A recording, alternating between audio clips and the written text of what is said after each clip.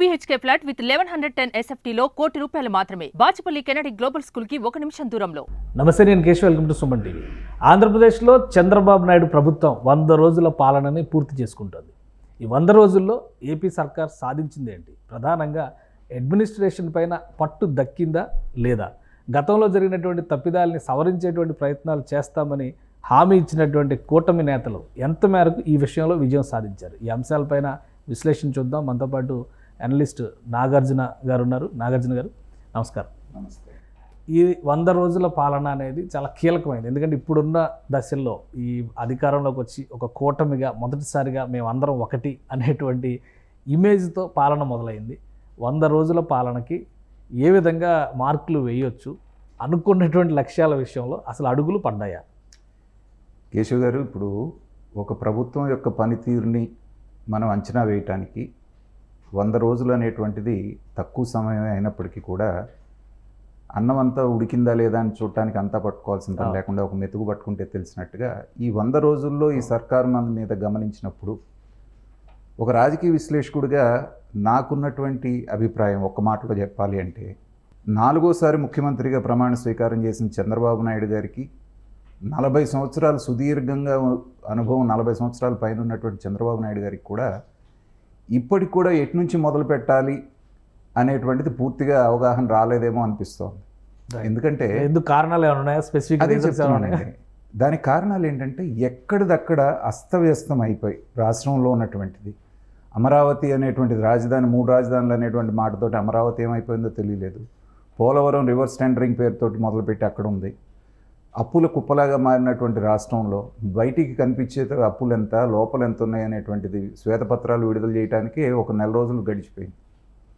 ఆ తర్వాత చంద్రబాబు నాయుడు గారు అంటేనే అడ్మినిస్ట్రేటర్ అనేటువంటి ఒక రెప్యుటేషన్ ఉంది ఆయనకి దేశవ్యాప్తంగా. సో పాలన మీద చాలా పట్టు ఉన్నట్టు. కానీ కామన్ మ్యాన్కి ఇవాళ, కామన్ మ్యాన్ దగ్గర నుంచి మాలాంటి రాజకీయ విశ్లేషకులకు దాకా అనిపిస్తుంది ఏంటంటే ఇంకా పూర్తిగా యంత్రాంగం మీద గ్రిప్ రాలేదేమో అనేటువంటి అనుమానాలు కొంతవరకు అనిపిస్తున్నాయి. ఎందుకంటే 14 మంది IPS ఆఫీసర్ని గాల్లో పెట్టాల్సినటువంటి పరిస్థితి వచ్చింది అంటే, ఆ తర్వాత 3 సార్లు IASని IPSని మార్చారు. మార్చిన తర్వాత కూడా మొన్న జరిగినటువంటి వరదల్లో, విజయవాడ వరదల్లో ముఖ్యమంత్రి గారు నీళ్ళల్లో దిగి నిల్చుంటే కానీ పని జరగనటువంటి పరిస్థితి. ఇవన్నీ చూసిన తర్వాత ఏంటంటే ఈ 100 రోజుల్లో అసలు రాష్ట్రం ఎక్కడుంది, దాని యొక్క పరిస్థితి ఏంటనేది అసెస్ చేసుకోవడానికే సరిపోయింది అనిపించింది. కానీ అంటే 3 నెలలు సమయం, దాదాపు 3 నెలలు ఎక్స్ట్రా ఒక 10 రోజులు లెక్కేసుకుని చూస్తే కూడా చంద్రబాబు నాయుడు గారికి ఉన్నటువంటి అనుభవం రీత్యా, ఆయనకు ఉన్నటువంటి టీమ్స్ రీత్యా చూస్తే ఖచ్చితంగా ఒక కంట్రోల్, కమాండ్ అనేది వచ్చేసి ఉండాలి అనేటువంటి అభిప్రాయం ఉంది. అవును. కారణం ఏమై ఉంటుంది? ఎందుకు ఇంత అయోమయ స్థితి? అధికారుల విషయంలో వాళ్ళు సక్రమంగా బాధ్యతలు నిర్వర్తించట్లేదు అన్న విషయం చాలా చోట్ల తేటతెల్లం అయిపోతుంది కనిపిస్తుంది. దీనికి క్రెడిట్ నేను జగన్మోహన్ రెడ్డి గారికి ఇస్తాను. ఓకే. ఎందుకంటే చంద్రబాబు నాయుడు గారి వయసు అయిపోయింది. రేపు 24 ఎలక్షన్లకి ఆయనకి 74 ఏళ్ళ వయసు వస్తుంది. ముసలోడు ముసలోడు ముసలోడు అని అదే పనిగా వాళ్ళు మాట్లాడడానికి ఏంటంటే అదొక మైండ్ గేమ్ ఆడారు వాళ్ళు. జనాలను ఒక రకంగా మాస్ హిప్నటిజం అంటారు చూసారా. 30 సంవత్సరాల పాటు జగన్మోహన్ రెడ్డి గారే ఇంకా ముఖ్యమంత్రి, ఈ రాష్ట్రానికి ఆయన తప్పితే ఇంకొక గతి లేదు అనేటువంటి మాట పదే పదే పదే అటు వాళ్ళ క్యాడర్లో, వాళ్ళ నాయకుల్లో, అదేవిధంగా IAS IPS ఆఫీసర్లను కూడా అదేవిధంగా జగన్మోహన్ రెడ్డి గారు నమ్మించగలిగారు. దాని మూలనే 2019 వరకు మంచి ట్రాక్ రికార్డు ఉన్నటువంటి ఆఫీసర్ జవహర్ రెడ్డి గారి దగ్గర నుంచి సునీల్ కుమార్ దాకా అందరూ కూడా మంచి ట్రాక్ రికార్డు ఉన్నటువంటి వాళ్ళు. తర్వాత ఎలాంటి పనులు చేశారో మనం చూసాం. కంపల్షన్ అయిపోయిందా లేకపోతే వాళ్ళంతా వాళ్ళు చేశారో అది సపరేట్ డిస్కషన్. కానీ ఒక రకమైనటువంటి పని విధానానికి అలవాటు పడ్డ తర్వాత వెంటనే మార్చుకొని రెండో పద్ధతికి రావాలి అనేటప్పటికి ఏంటంటే ఈ టేక్స్ ఇబ్బంది పెడుతున్న అధికారుల్ని అక్కడి నుంచి తప్పించి బయటికి పంపించి కావాల్సిన అధికారులు తెచ్చుకోవడానికి అవకాశం లేదా సిస్టంలో? మీకు తెలుసు కదండి, మనకుండే IAS IPS ఆఫీసర్స్ మాత్రం మొత్తం కలిపితే హ్యాండ్ఫుల్ ఆఫ్ పీపుల్ ఉంటారు. అలా తీసుకుంటూ పోతే సగం మందిని పక్కన పెట్టాలి, మిగతా సగం మందితోటి పాలన చేయాల్సి వస్తుంది. కాబట్టి ఏంటంటే ఇలాంటి పరిస్థితుల్లో ఒక సింపుల్గా 2 ప్లస్లేంటి మైనస్లేంటి, జరిగినటువంటి మంచి ఏంటి చెడు ఏంటి అని కనుక చూసుకుంటే, అదృష్టం కొద్దీ చంద్రబాబు నాయుడు గారి అవసరం ఉన్నటువంటి కేంద్ర ప్రభుత్వం అక్కడ ఏర్పడటం అనేటువంటిది ఆంధ్రప్రదేశ్కి ఒక రకమైనటువంటి వరంగా మనం భావించవచ్చు.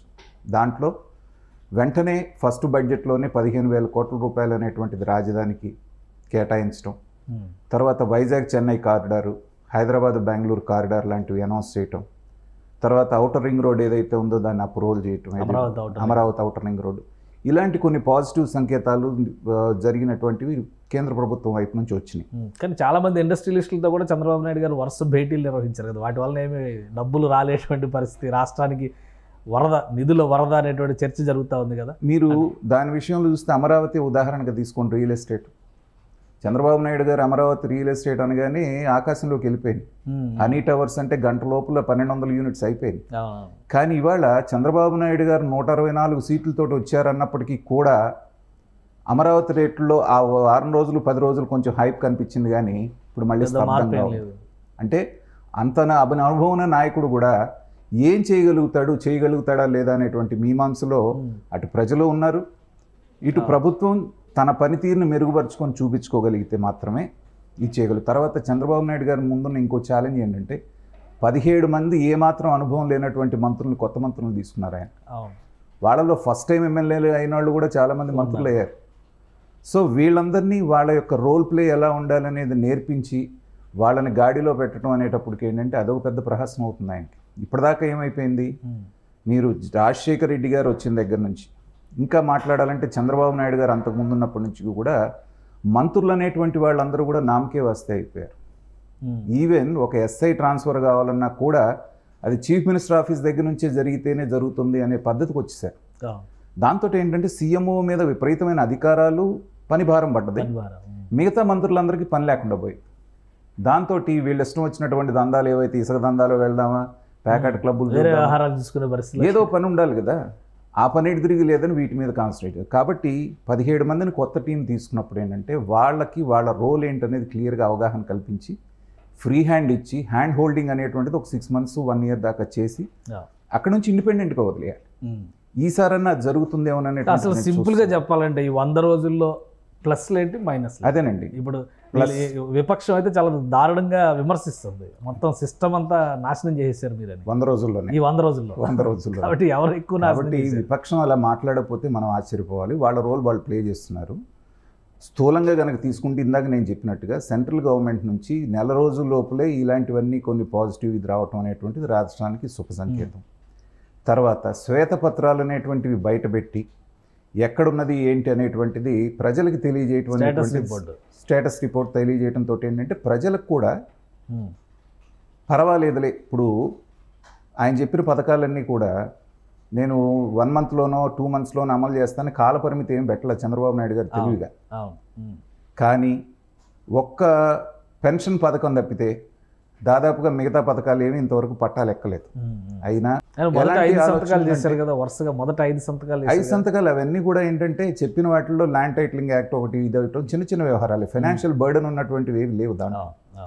సో ప్రజలు కూడా అర్థం చేసుకొని ఏంటంటే తొందర ఏముందిలే అనేటువంటి, లేకపోతే ఈ పాటికి వాళ్ళ నుంచి విమర్శలు రావాలి.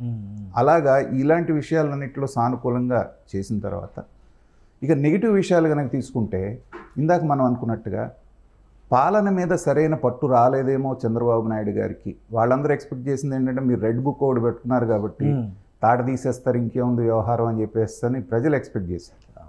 ప్రజలు కాకపోయినా ఒక సెక్షన్ వాళ్ళకు ఓట్లు వేసిన వాళ్ళ వరకు.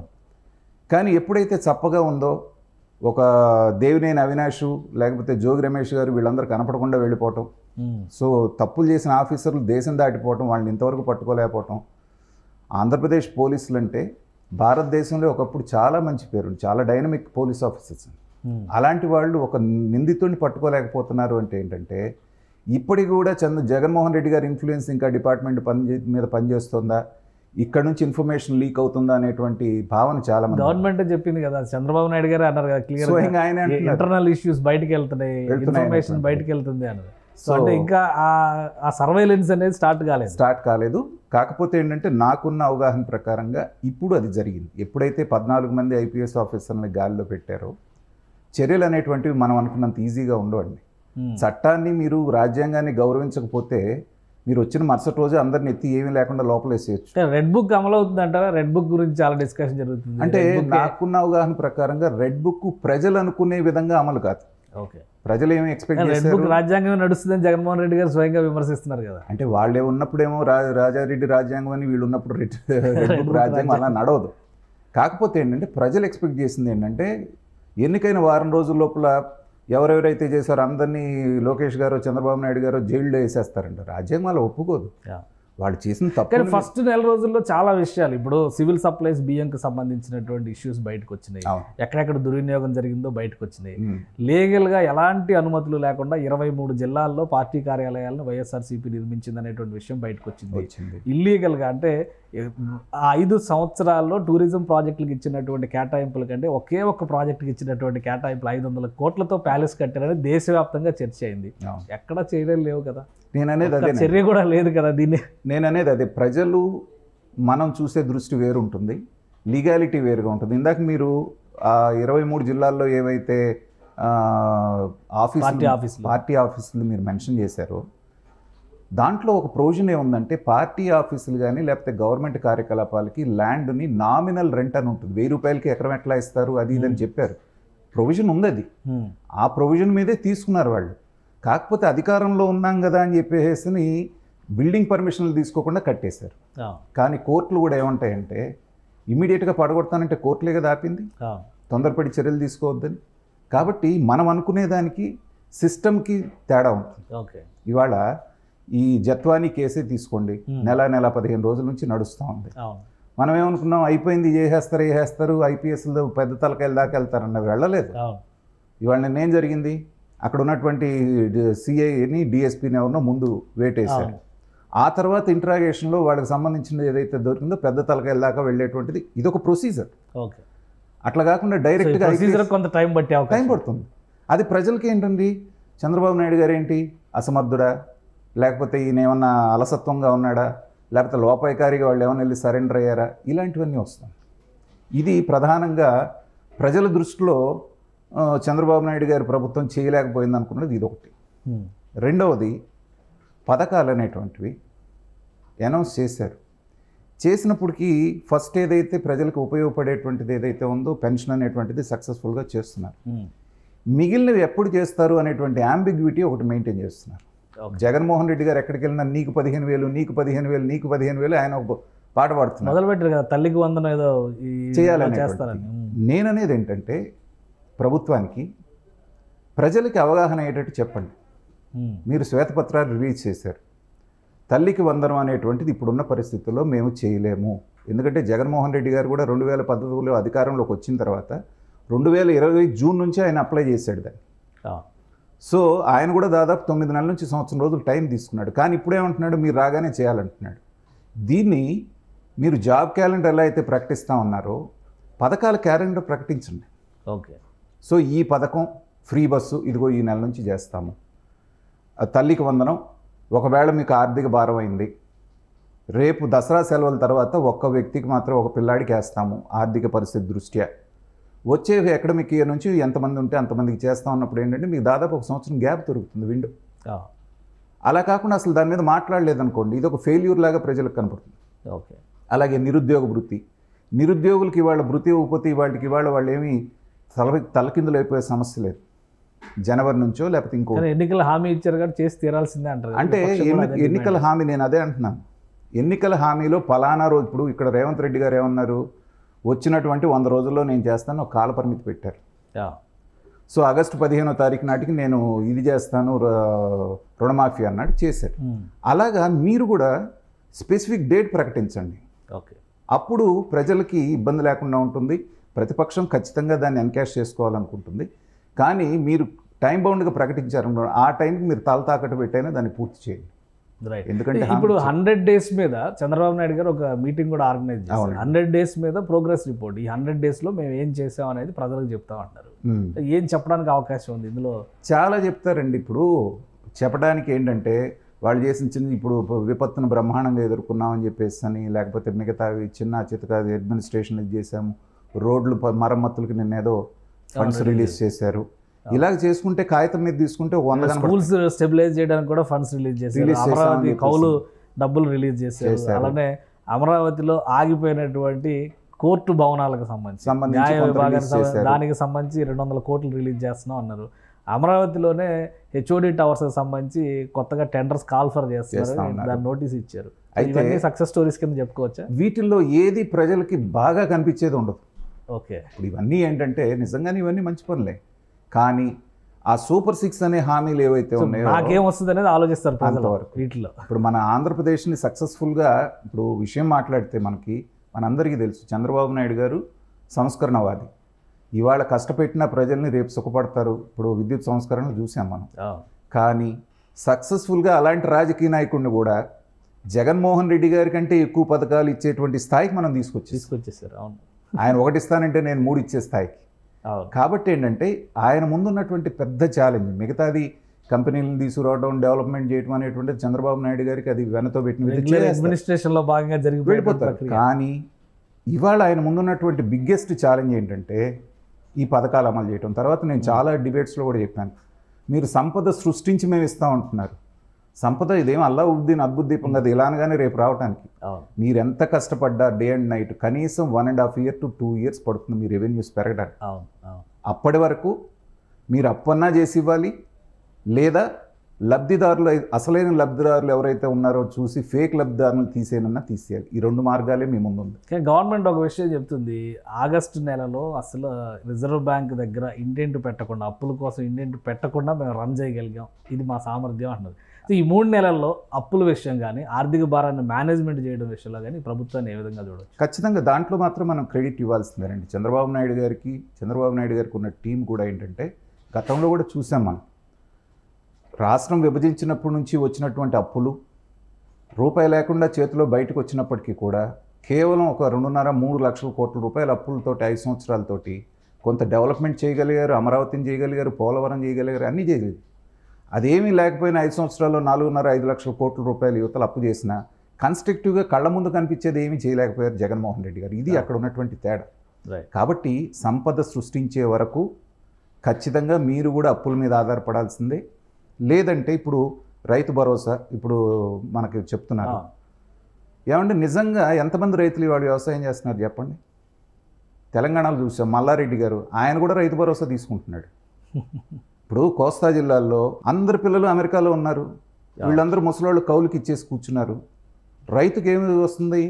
అసలు రైతుకి రావట్లే. ఓనర్షిప్ ఉన్నవాడికేమో రైతు భరోసా తీసుకుంటున్నాడు, బ్యాంకులో పెట్టి లోన్ తీసుకుంటున్నాడు, తర్వాత వచ్చేసి ఏదన్నా రుణమాఫీ వస్తే రుణమాఫీ అవుతాడు, అడ్వాంటేజ్ అవుతుంది. అతని పొలాన్ని కౌలుకు చేసేవాడికి ₹1 ఎవరు ఇవ్వట్లేదు, పండితే పండుతుంది లేకపోతే ఆత్మహత్య నష్టపోయేది వాస్తవానికి అతను. కానీ వీళ్ళందరికీ 30 ఎకరాలు 40 ఎకరాలు ఉన్న వాళ్ళకి కూడా రైతు భరోసా ఇస్తున్నారు. కాబట్టి రేషనలైజ్ చేసి ఇవాళ ఇక్కడ మనకి తెలంగాణలో అనౌన్స్మెంట్ వచ్చింది, పంట వేసిన వాడికే రైతు భరోసా అన్నారు. ఫినిష్, మీకు 50% పోయింది అక్కడ. ఎడిషనల్ బర్డన్ లేకుండా ఓట్లు కూడా పోతాయి కదా అలా అంటే 5 సంవత్సరాల తర్వాత అండి. నేను ఇక్కడే మనకి ఆంధ్రప్రదేశ్ ప్రజల విషయంలో నేను మెచ్చుకుంటుంది, ఎందుకంటే మీరు ఎన్ని పథకాలు చెప్పినా ఇప్పుడు కూడా చెప్తున్నాను, పథకాలకు ఆకర్షితులైన 40% మంది ఇవాళకి కూడా జగన్మోహన్ రెడ్డి గారే వెనకాలే ఉన్నారు. అండర్లైన్ చేసుకోవాలి. పథకాలు తీసుకున్న వాళ్ళు చంద్రబాబు నాయుడుకి చేసింది 2-3%. మీకు ఓట్లు వేయని వాళ్ళ కోసం అదనపు భారం నెత్తినెత్తుకొని అప్పులు చేసి వాళ్ళని పోషించబోతున్నారు మీరు. ఓకే, కాబట్టి అది మాకు వద్దు. రాష్ట్రం అభివృద్ధి కావాలన్న 60% ఉన్నారు ఇంకో పక్కన, వాళ్ళని దృష్టిలో పెట్టుకొని పనిచేయండి. మీరు అభివృద్ధి చేస్తే ఈ 60% మీ పక్కనే ఉంటారు, ఈ 40%తో పని లేదు. అలానే ఎగ్గొట్టమని నేను చెప్పట్లా, రేషనలైజ్ చేయండి. ఓట్లు రాజకీయం అనేటువంటిది, ఓట్లు అనేటువంటి కాన్సెప్ట్తో ఆలోచించకుండా ప్రజా సంక్షేమం, రాష్ట్ర సంక్షేమం గురించి ఆలోచిస్తే ప్రజలు నెత్తిని పెట్టుకుంటారు. సో ఈ రెండింటిని కంపేర్ చేసి చూసినప్పుడు విపక్ష నేతగా జగన్మోహన్ రెడ్డి గారికి ఎలాంటి రేటింగ్ ఇవ్వచ్చు? మీరు మళ్ళీ అంటే బాధపడతారేమో కానీ నా దృష్టిలో, ఎందుకంటే I'm a political science student, masters చేశాను. చరిత్రలో మన ఇక్కడ స్వతంత్రం వచ్చిన దగ్గర నుంచి అన్ని రాష్ట్రాల్లో జరిగినటువంటి అన్నిటినీ నేను స్టడీ చేశాను. ఇలాంటి నాయకుడు నాకు చరిత్రలో ఎక్కడ కనిపించలేదండి. ఎందుకంటే మీరు నిజంగా చెప్పాలంటే జగన్మోహన్ రెడ్డి గారు 100-150 Guinness book of world records ఆయన స్థాపించారు. మనం ఎవరు గమనించట్లా. సర్వే రాళ్ల మీద బొమ్మ వేసుకున్నటువంటి ముఖ్యమంత్రి ప్రపంచంలో ఎవరిని ఉన్నారు? కిమ్ కూడా లేడు. అలాగే వెళ్తున్నప్పుడు రోడ్లకు చెట్లు కొట్టించేసినటువంటి ముఖ్యమంత్రి ఎక్కడ ఉన్నాం? ఇలా నన్ను చెప్పమంటే 100 చెప్తాను. ఓకే. ఇవి ఎవరు గమనించలే. అంటే he's a person with different kind of mindset. So నేను అనుకున్నది అక్కడ జరగాలి. లేకపోతే విఘ్నులైనటువంటి వాళ్ళు ఎవరైనా ఇప్పుడు తెలంగాణలో చూసాం 6 నెలల వరకు పెద్దగా గవర్నమెంట్ మీద పడల ప్రతిపక్షం కూడా, కొంత వాళ్ళకి టైం ఇచ్చారు. మనకి రెండో రోజు నుంచే వినుకొండలో ఒక హత్య జరిగితే ఢిల్లీకి వెళ్ళి అక్కడికి వెళ్ళి 36 మంది అని చెప్పి చంపేశారని 36 లిస్ట్ ఇవ్వండి అంటే ఇవ్వకుండా వచ్చేసారు. సో కాబట్టి జగన్మోహన్ రెడ్డి గారికి రేటింగ్ ఇవ్వాలంటే ప్రస్తుతానికైతే నేను 20-25% కంటే ఇవ్వలేనండి. ఓకే. అది కూడా ఏంటంటే కాస్త కూస్త ప్రజల్లోకి వెళ్తున్నారు కాబట్టి. కానీ ఇప్పటికైనా సరే ఇవాళ విజయవాడ వరదలే తీసుకోండి, ఒక పక్క చంద్రబాబు నాయుడు గారు ఫెయిల్ అయిన వారు మీరు విమర్శిస్తున్నప్పుడు ఎక్కడైతే అందట్లేదో అక్కడ మీ కేడర్ను మోహరించండి. ఇదిగో ఇక్కడికి రాలేదని చెప్పేసి మీరు చేయండి.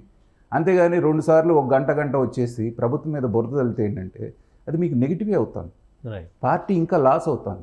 అది జగన్మోహన్ రెడ్డి గారు గమనించుకోవాలి. రాబోయే రోజుల్లో మరి రేటింగ్ పెంచుకుంటారేమో చూద్దాం. రైట్. థ్యాంక్ యూ నాగార్జున గారు విశ్లేషణ అందించడానికి. ఇది రాష్ట్రంలో ప్రభుత్వం 100 రోజుల్లో ఎంతవరకు విజయాన్ని సాధించింది అనేది క్లియర్గా అప్పుడే చెప్పలేకపోయినప్పటికీ పంట పండిందా లేదా, అన్నం ఉడికిందా లేదా చెప్పడానికి కావాల్సినటువంటి నమూనాలు మాత్రం దొరికినాయి. భవిష్యత్తుకు కావాల్సినటువంటి ప్రణాళికని అమలు చేసేటువంటి క్రమంలో చంద్రబాబు నాయుడు ప్రభుత్వం తీసుకుంటున్నటువంటి నిర్ణయాలు కొంతవరకు రాష్ట్ర ప్రజానీకానికి ముఖ్యంగా ఆర్థిక వ్యవస్థకి ఉపశమనం కలిగించే విధంగానే ఉన్నాయని నాగార్జున గారు చెప్తున్నారు. అలానే ఇచ్చిన హామీలు నెరవేర్చడం పైన ఒక ప్రత్యేకమైన క్యాలెండర్ అనౌన్స్ చేస్తే ప్రజలకి మరింత పాజిటివ్ సంకేతాలు ఇచ్చిన ప్రభుత్వం అవుతుందని ఆయన విశ్లేషిస్తున్నారు. ఇది special discussion. Keep watching. Suman టీవీలో మీ పర్సనల్ అండ్ బిజినెస్ ప్రమోషన్స్ కోసం కింది నెంబర్కి కాంటాక్ట్ చేయండి.